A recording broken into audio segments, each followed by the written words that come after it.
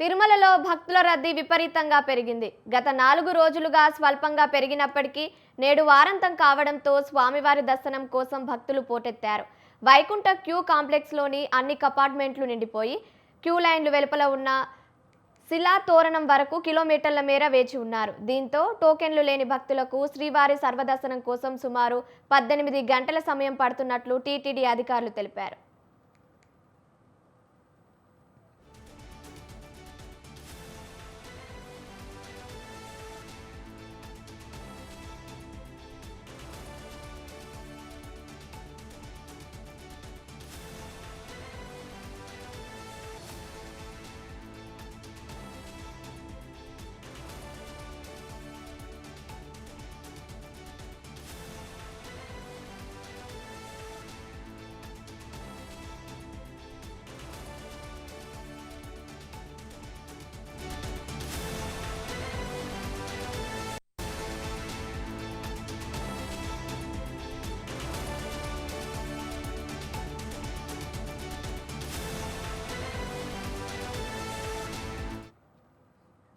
ఇదిలా ఉంటే నిన్న ఒక్కరోజే మొత్తం 80,841 మంది భక్తులు స్వామివారిని దర్శించుకున్నారు.